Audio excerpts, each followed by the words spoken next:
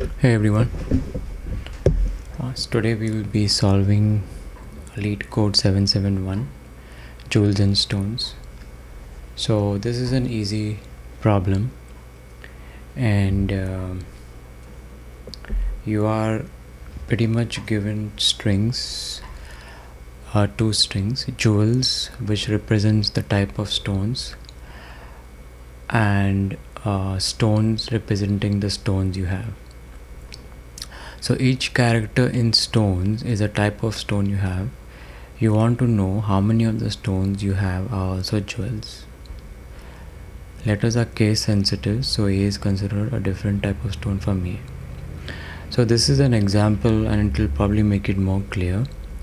So jewels is represented as this string A and uppercase A, and stones is this one, right? So the idea is that you need to find out how many of each character in this is a jewel, right? So when we go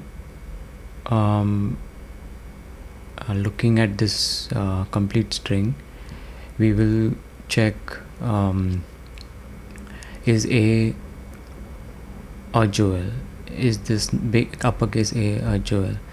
Is this uppercase A jewel? That way we will be calculating, and we need to return the number of jewels. So now in this case we have A, uppercase A and uppercase A. All these three are jewels, so we will be returning this number 3, right? And then in this another example, a jewel is a small z and this is uppercase Z2, so none of these are jewels, so it returns 0, right? So this is actually a very easy problem, but it is very popular and asked very often. If you see here also, the accepted is 1.2 million users and submissions are 1.4 million. So a lot of users are practicing this, which means that it is a highly likely problem for the interview. So let's discuss the solution. So we have two strings, right? One is jewels, which is AA, and then you have stones, which is like AAA, B, right? So how can we solve this in an easy fashion? So we can check for the brute force first. So the brute force is that you you go from left to right, and while you are going left to right, you also go from left to right in this, right? So for example, you get A, you reach A, and then you for this A you look at this string, right? So you'll go A, you'll find A here, and then you'll say, okay, this is a jewel, and then you'll increment the counter. Then you'll go to this uppercase A, you'll again start from here, and this is not this is not matching, so it will ignore that, and then it will go to the next one. Here it matches, so here you'll have a count, you'll again increment the count, and so forth, right? So basically it's like if you go at the implementation, if you go into little bit into the implementation of this brute force, you will have to have two for loops, right? The first for loop is for the string stones. You will be traversing the stone string, and within this you will be traversing the jewel string, right? So this is like the brute force solution, and probably the interviewer won't like this solution because it'll be the order of, suppose this length of the string is m and this length of string is n, it will be to the order of m times n, right? And in this case, like for this example, it's very small, but if you look at the length of the strings, they could be up till 50, right? So 50 times 50, it could be quite a sizable kind of order, right? So interviewer will want to know whether you can make this better, right? So how can we make it better? Let me get rid of this. Okay, so whenever we have to search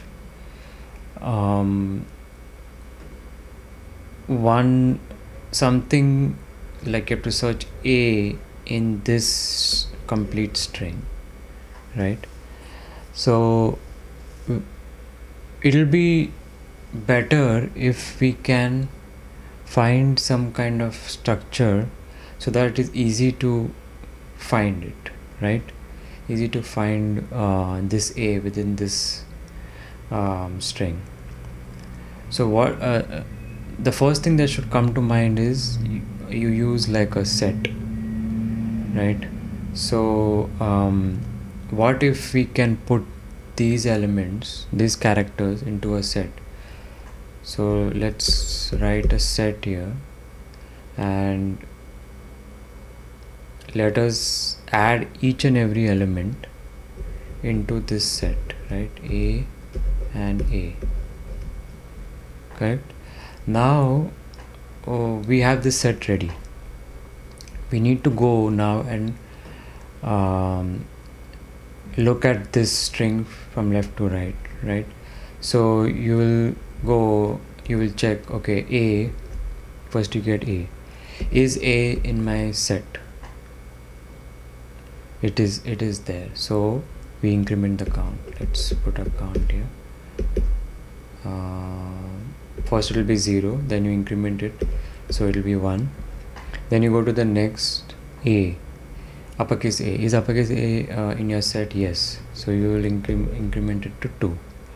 Then you go to uppercase A again, it's there in your set, so you increment to 3, and so on. Once you go to B, it will not be in your set, so you will ignore it. Same thing with this B, and then with this B, and then with this B, right? So this is the straightforward approach, very simple. We just need to create a set for this so that we can just use the property of the set, which is like the searching of the set is very, very fast, so it becomes a very efficient algorithm, right? So let us look at the pseudocode.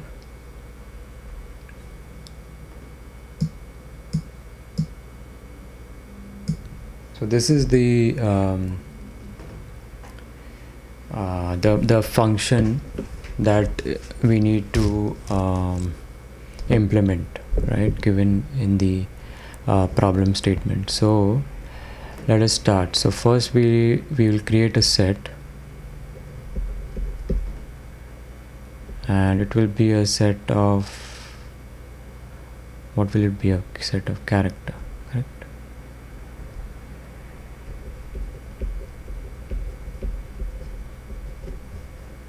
And we'll call it, suppose, because it's a jewel set, so we can call it like a jewel set equals to new, and then we create a hash set.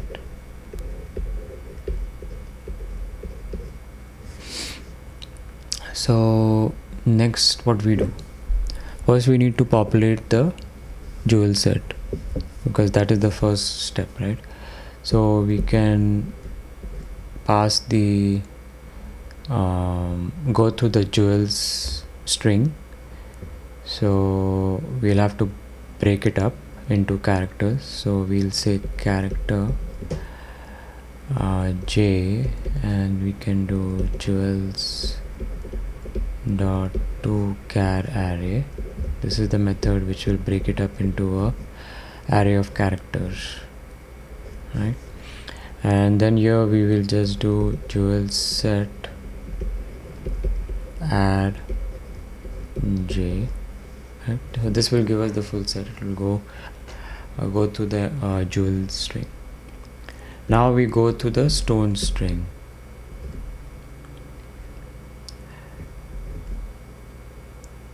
So char s, and here also we will have to break it up into the character array. Stones dot to char array, right? And here if the jewel set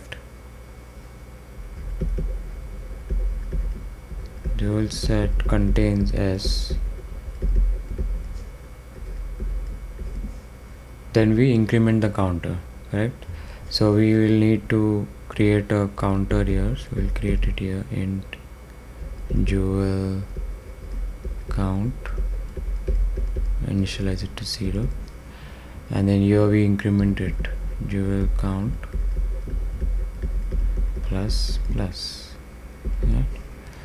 And we close the for loop and we return jewel count, right? So this is the algorithm. Now initially I had talked about the order of the brute force as ms into n, right, where m is the length of the stones and n is the length of the jewel string. So in this case, what will be the order, right? So in this will take some order, right? What will be that order? The order of this will be jewel's length, which is, we are consider it as n, so that will be order of n.